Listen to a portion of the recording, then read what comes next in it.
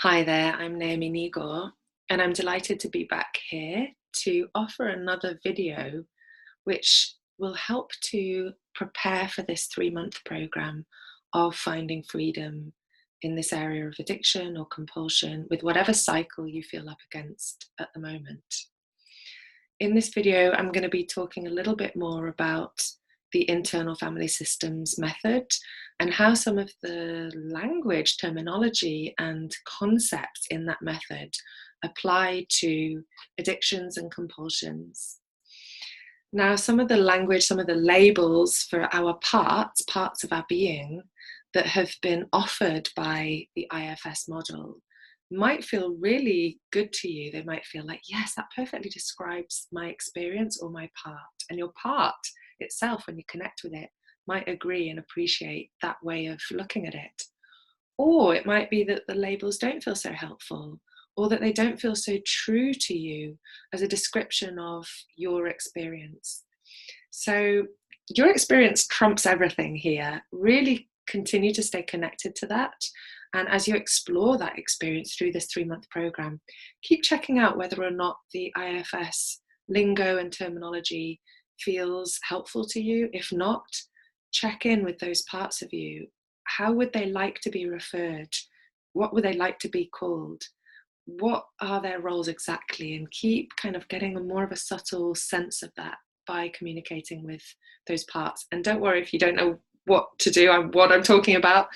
That's what this program is about. It's about finding a connection with the parts of us that have been activated within our addictive cycle and finding a way to communicate with them, to get to know them better, maybe to support them, guide them, help them relax if that's what they feel open to.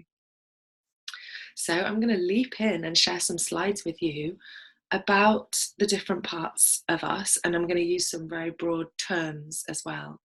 And also going to describe some tendencies that I've noticed both from my training and from my experience working with people, both with myself and my parts around my addictions and compulsions, but also supporting people as clients in my work. So without further ado, I'm going to go right ahead and share my slides with you. So this is the first part. So we call these parts exiles. I've got a cartoon picture of a little girl here, but of course it can be showing up exactly as we discover it or experience it. It can be a little girl, it can be a little boy, it can be showing up for you as a physical sensation, it can be showing up for you as emotions.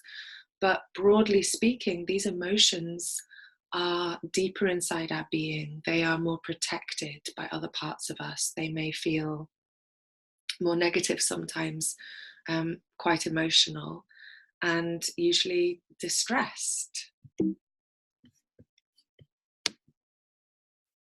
So here's a list of some of the words that possibly could suggest that an exile might be active for you. They hold pain, they hold hurt, they hold loneliness and shame, they hold despair. They want to be seen and heard, essentially. And protectors are worried that their distress will overwhelm the system. So there's a lot there when it comes to addiction and compulsion. Essentially, this is the reason why so many of us have found ourselves struggling with these compulsions. And, you know, it's so natural and so right and so very human that parts of us wouldn't want us to experience pain and fear and suffering. And that they would want those protective parts of us would want to keep us on an equilibrium. And that's been very helpful in the past. And in some ways, sometimes we discover that those patterns have become outdated, that actually we do have the capacity to be able to soothe our own hurt and pain and fear without reaching for whatever it is for us, a glass of wine, the next best-selling thriller novel, pornography, or surfing the internet, or whatever it is that feels like the thing that we do to soothe, relax, numb out from this pain or fear or hurt. And remember that our protectors are quite quick in covering over some of these difficult, painful feelings. So we might not even experience the hurt and the pain. We might just know that we're having a glass of wine. We might not be in great contact at this stage with the reality of these parts. And I will also just say this. I believe that sometimes the hurt is from our lifetime, from experiences that we've had, usually in childhood, often in adolescence and in our earlier lives. But also that sometimes pain, hurt, fear, loneliness, and shame can be passed down through generations and can be picked up from the society around us and can be experienced collectively in our human family. So this is something that we're all up against. And this isn't necessarily a process of getting really analytical about ourselves and trying to pinpoint the exact time when we picked up the pain and fear that has us now reaching for our wine or for our spliff or whatever it is that we do. It may be that actually the pain that we're feeling is quite a universal experience, and that our protectors, wherever it comes from, are really working hard to make sure that we don't experience it. And that's why they're called exiles. Those protectors actually, in trying to protect us from the pain of feeling these feelings of suffering, have exiled these feelings.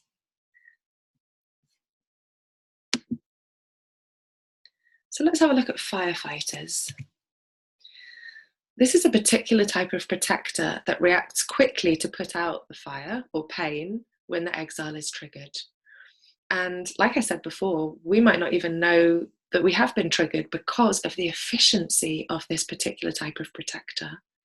And some people like to call these parts distractors as well. They can be really good at distracting us from pain and suffering. And actually, I really appreciate those titles because they describe the roles themselves. So often many of us may have judged our compulsion or our addiction as something that's somehow naughty or bad or even immoral, or that we're somehow just trying to destroy ourselves, or for the sake of it, we're trying to bring negativity into our lives.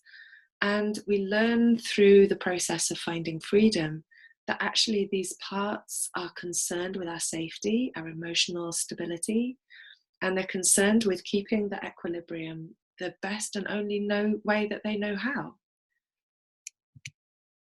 Therefore, addiction equals protection. Always, always, always. I've never seen an exception to this rule. I've never met someone that just wants to party or have a good time and is wrecking their lives and it's all for fun, or that just sort of randomly wants to create a difficult experience for themselves or for their families. It's always, always about keeping this internal sense of being okay. And these guys are really good at their work.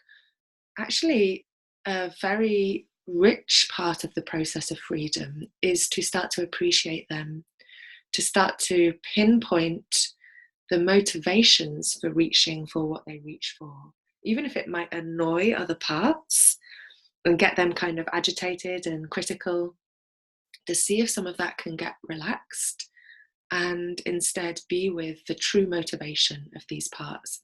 And it's then that we really connect with the positive benefits that they want, or that they are, maybe short-term, long-term, or that they want to bring to us. I might just give a little example of that actually before I go on to the next block of text. For example, pleasure, or calm, or relief, or escape from worries. So these are many of the beneficial things that we can experience when we reach for our chosen subject of our compulsion. So this is Bill W., and I'll be referring to him again in some of his literature. He says, "Our lives have been largely devoted to running away from pain and problems. We fled from them as from a plague. We never wanted to deal with the fact of suffering. Escape via the bottle," and I've put in brackets food, porn, our phones, smoking, internet or Netflix, etc., was always our solution. And he's really referring, without knowing it here, to our firefighters or our distractors, the ones that flee from pain and problems as from a plague. And it's so human and so natural. And as I said before, the part of this process is to start to appreciate those parts for the role, for the hard work that they are doing. And I'll share more about that through this process. So finally, here we have the managers, and look at that guy. He is totally on task, cup of coffee in hand, books to the side. And our managers, I must say, are extremely essential to the functioning of our lives. They help us with all sorts of things: organizing, functioning, thinking, being totally tip-top in shape of what needs to happen, how we need to look. And they're good guys. And yet when we experience compulsions and we have firefighter activity going on, when we're doing things that these firefighters think aren't good, they can get a little bit extreme with us sometimes. They can get pushy, they can get critical, they can get restrictive of fun. They're the ones that run our daily lives. They want us to look good, they're proactive, they want us to achieve, they want us to work to contain the exiles by staying in control of events and relationships. So as you can see, both types of protectors, managers and firefighters, are keen on not having us go to those vulnerable parts of us, the ones that feel the pain and despair, because they are all about functioning and being well and getting up and getting out and suiting and booting and achieving and goal orientated. And they have these adult ways of being, which are very, like I said, very important. And yet, when it comes to the firefighters, they aren't so keen that that's happening. When it comes to the exiles, they aren't so keen that that's happening.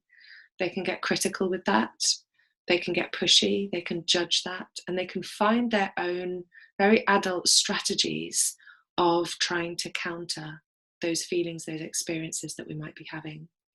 And so, as you can see, parts of us do have connections with one another. They do experience these intercommunications which change their behavior. And that's why it's called an internal family. That's what's so fascinating. They do sense one another.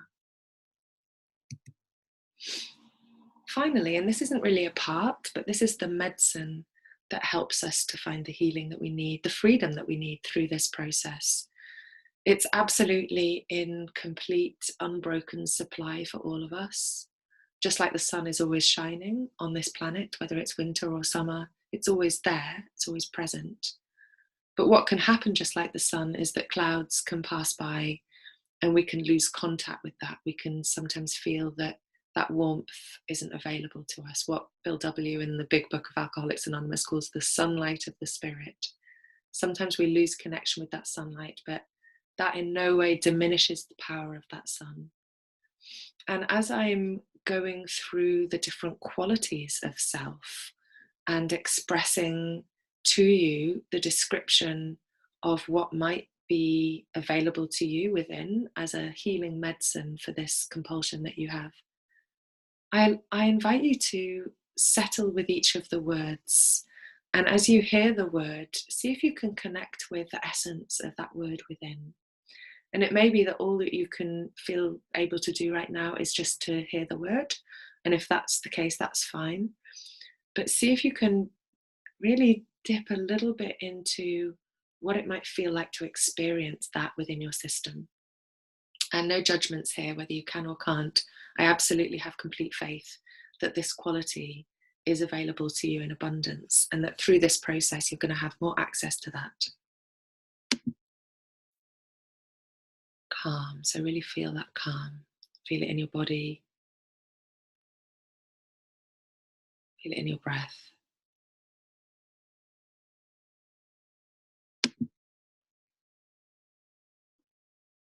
Clarity.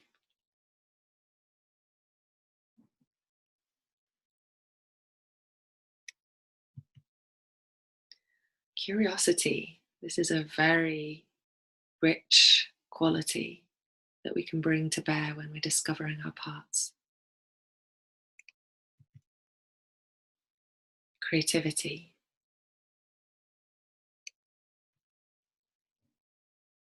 Confidence. in my experience, this grows. The more we make connections with our parts, the more we realize that they are part of us and they're not all of us. Courage. Essentially, it's the courage to go within at first. Compassion. We start to realize that parts of us are doing their level best. Even if we may have judged what we do, we may hate it, we may have felt deeply critical, even self-hatred. The compassion starts to come when we realize that we've been doing the best we can, our parts have been doing the best we can, working really hard actually for us. Connectedness.